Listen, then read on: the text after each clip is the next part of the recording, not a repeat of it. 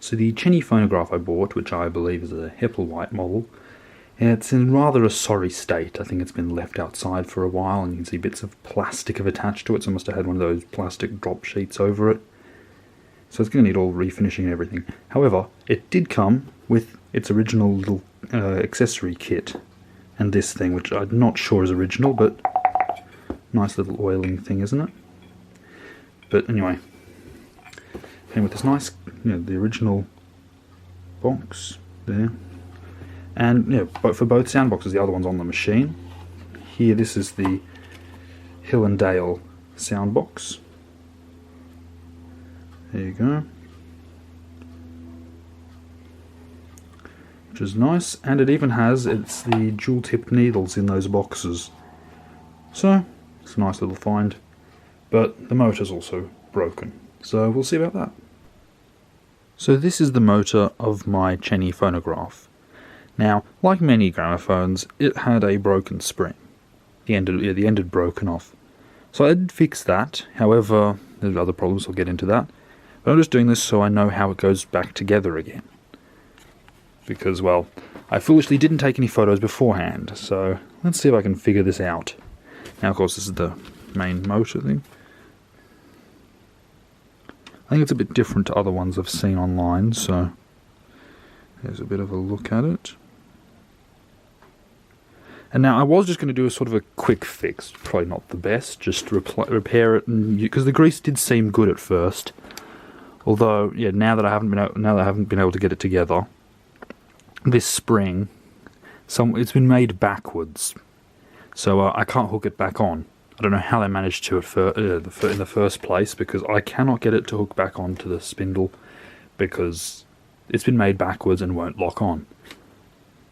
Now, I had to get one spring out to get the other one out, but you can see here, this goes, this has that, which is this thing. Yes, really technical here. And now what I'm just trying to do is see where that matches up. Now that means this one, this drum, with the second spring, the spring that goes in second, has this sort of washer, which means it must go on this side, because that still sits quite close and doesn't have any gears to interlock into anything, so that goes there. Just making sure I know which way everything goes, and I don't know if anyone else finds one of these in pieces. Might be helpful. Now, we've got a few things here. There's this, and there's also this.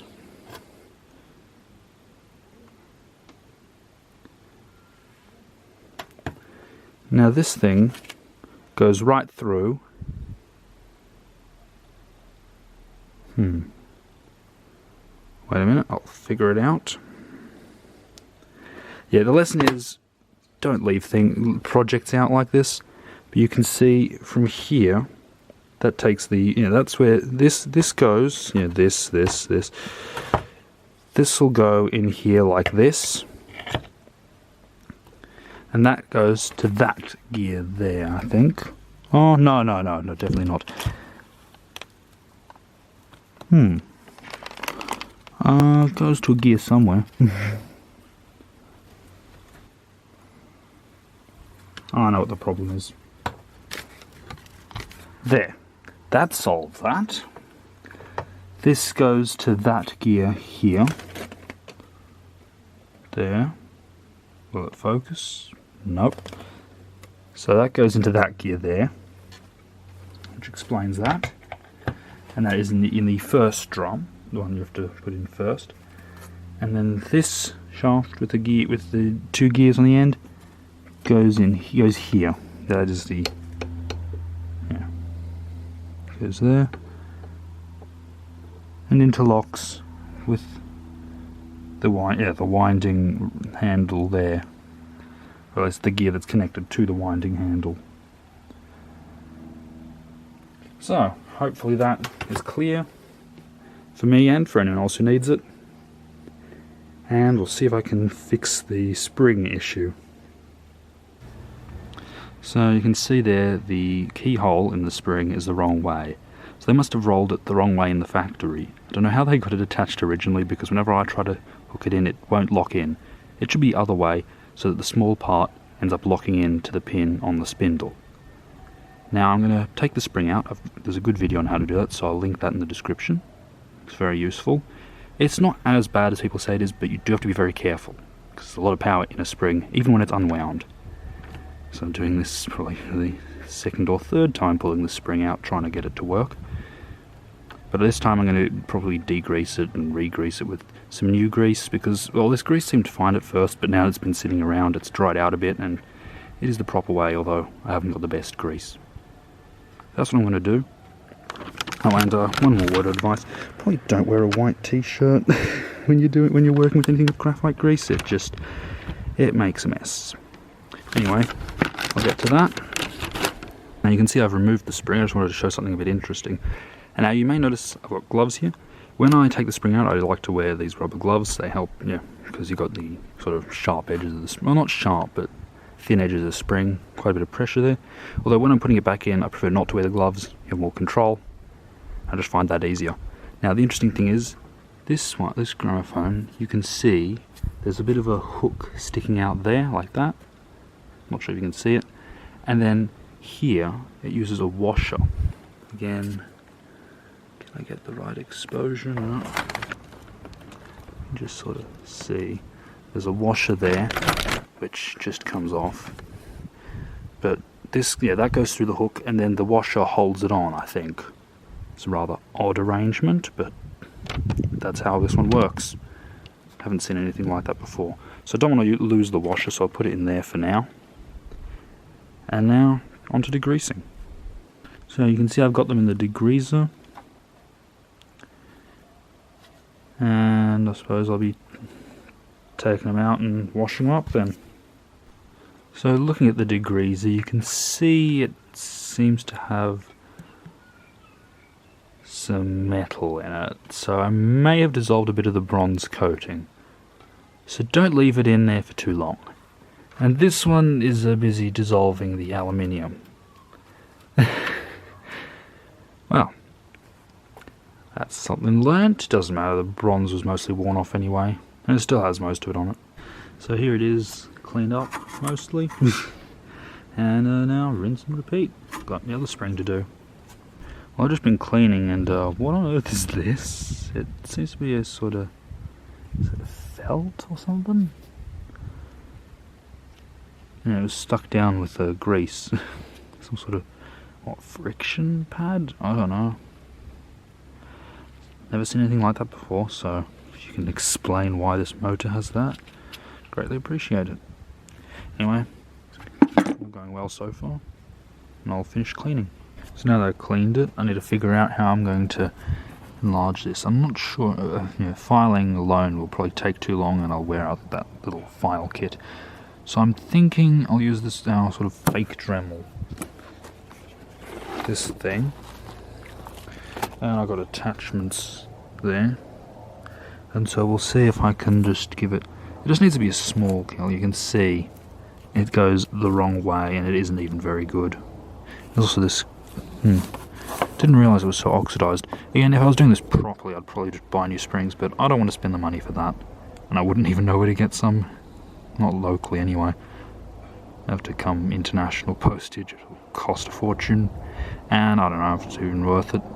Anyway, I'll see if I can give it a better keyhole shape that actually works. I've just used it with a apparently high-speed steel cutting bit. And it is working. You can see there is a notch in there now. Although now I've looked at it again, and it seems there's a large, not really burr, more a bit bent out of shape. So I might try and grind that off. That might be the real problem. So I'm not sure. You can see there's a bit sticking out there. So we'll see if that fixes it. So it turned out that was the solution after all, and it was that damaged bit. And now we're greasing and putting the springs back in, then I'll service the motor. Now this bit gets a bit tricky, because you see you've got this, and this is to be going like that and through into there, and there's a screw here at the top, which you have to do up once it's in. So I'm going to try putting that in. So if this comes off, this thing is removable, and you have to lock that in to the center of the spring before you install that. So I'll do that right now. So I've put it all together now. You can see the screw sticks out there. Yeah, this one just threads in. So that was all easy. And here's the motor. I've cleaned the top a bit, and I'm just gonna give it a quick service. And yeah, remember, oil pivots and grease anything that slides, apart from the governor, which is oiled. And I think that's a fiber gear in there, so I'll make sure not to put anything on that.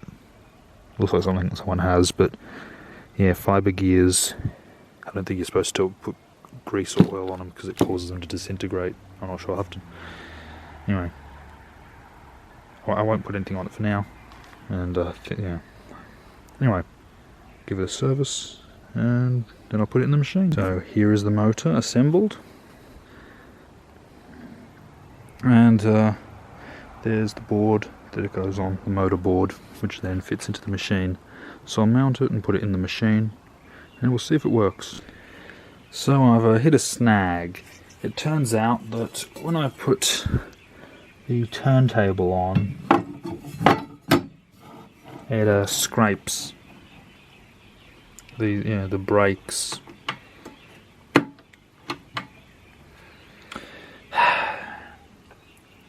What I might do is mess around with the felt washers, move them around, and that's not how it was, but we'll see, because this is clearly not right. So I have finally got it spinning without making a horrible scraping noise. I removed these little washers and left the big ones in because little ones, this one screw hit and put on an angle. And I also had to break an icy pole stick into 4, and you'd put them on the brackets to raise it up to the right height. So I'll have to figure out what's wrong exactly with that.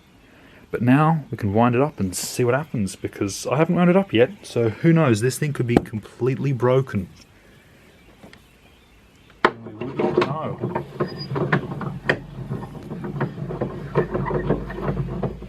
Let's see if anything lines up. Yep, it's screwing in. No, it's not screwing in.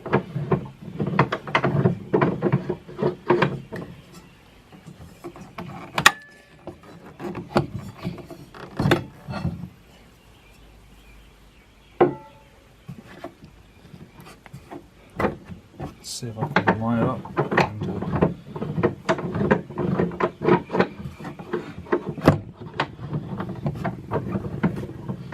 Give me a minute. Okay, so I wound it up. I don't know if I was recording or not. And this thing has a ball bearing, so I'm sure I put it in, although it doesn't move. They always move though. But I'm sure I put it in, so it should work, and it should be the right height. I don't know, maybe the turntable's warped a bit. I might have to put some washers in, stack them and rise it up. I don't know if that'll work though. I'll see what I can do, but for now I'm going to have to put the icy poles back in, and we'll see if it can play a record under its own power. This thing is so annoying. Right, there we go. It's not spinning, which is worrying.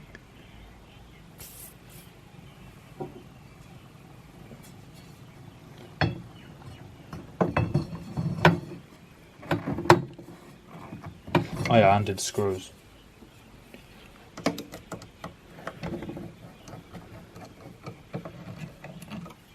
Yeah, again, it doesn't seem to be spinning, so much for my victorious finish of getting this thing working. Oh no, it's turning. It's at 95 RPM right now, so... Oh, I need to get the cover. It's double spring, so it should be fine. And here's a record. And that is definitely more than 78. I think it is, anyway. Anyway, Oh, I've got to get that thing off. I've got a little tie there.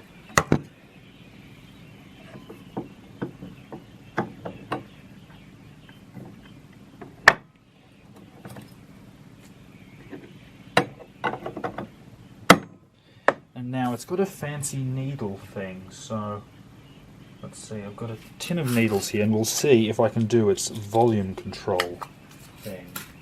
So how about we go, I think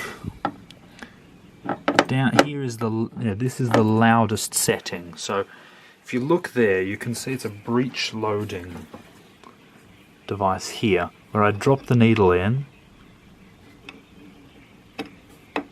and it gets stuck. Oh, I need to undo the screw. Here we go. You can see it just drops down. You tighten it.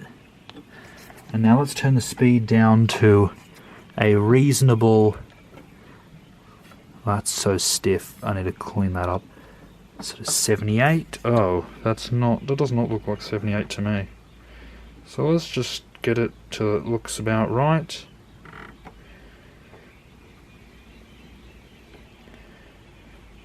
And now, I don't expect this to sound good at all. This sound box has not had anything done.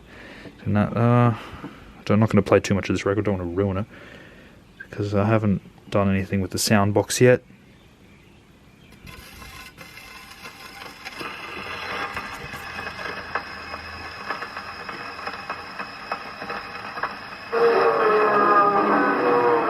Yeah. I just serviced it, and this is my result. Maybe I haven't done a very good job. That could be it.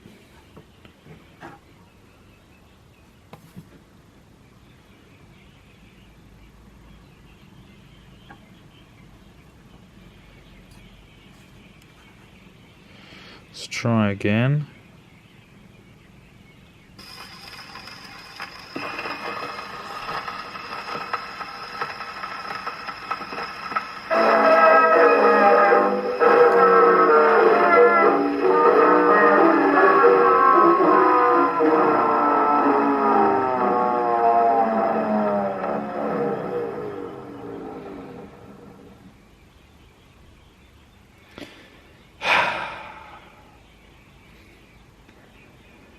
Wow. I'm not exactly sure what I've done wrong. Maybe the springs are all greased properly. I suppose I cut a few corners in servicing the rest of it, but it shouldn't lead to this.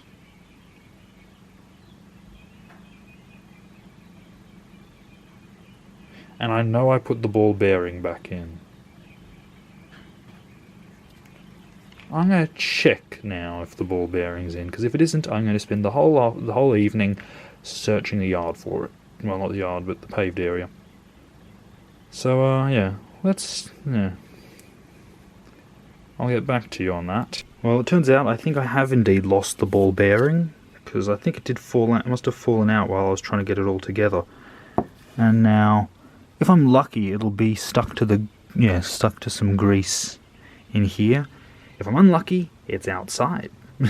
In which case, I think I'll probably go around with a torch where I was. It is very small, so good luck.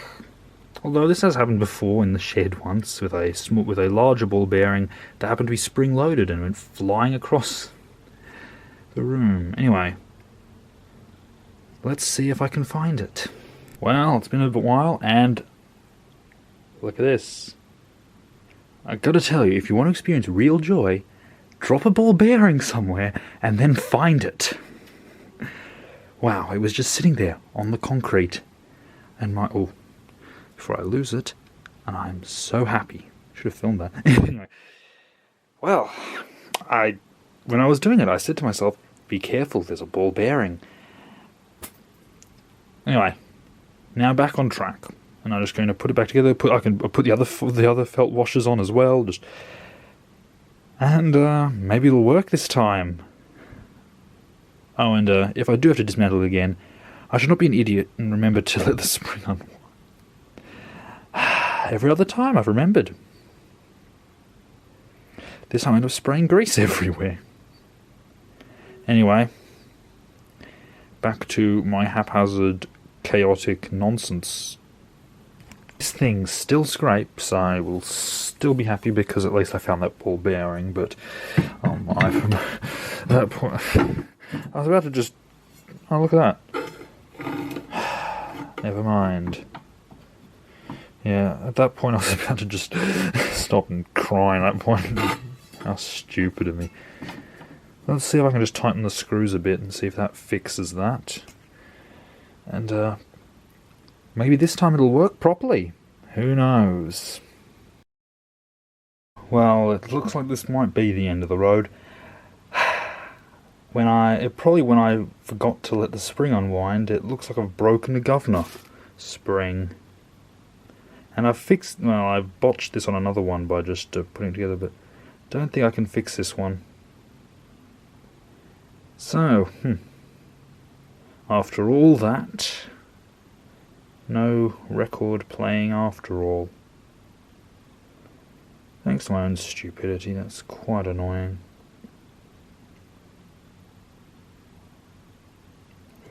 Well, I was going to test the powers of glue and try and glue it back together. Actually, I have already put glue on it and seen it set, but then I remembered I could just pull the parts of another one right. See if it works. Well, worst case, it doesn't. So, maybe I'll try that and see what happens. I'm really screwing up today. Well, tonight. Anyway. So, well, I don't really know what to do now because... Well, actually, I've put some glue on it. I doubt that's going to hold it all. So we'll see if that sets. I don't know. These don't fit. It's not the right size. So... I think I really screwed up. I think I know what happened because this was bent. I noticed. So it was when I was trying to put it in the cabinet. This got caught and pushed it as it started spinning and wrenched it off. So I don't know where I'm going to get governor springs for a weird American gramophone. Probably have to make some. I'll drill out these rivets or something and I don't know, maybe get some screws and or you just make new weights, weigh these and make new ones maybe. Yeah, I think that's probably my best bet. Don't know where, yeah. I'll see if I can find... Oh, if you have any recommendations, I'll try and do that. I really hoped I'd get this together, but... Oh well, I suppose sometimes stuff happens like this. Bye, and thanks for watching this rather depressing disaster.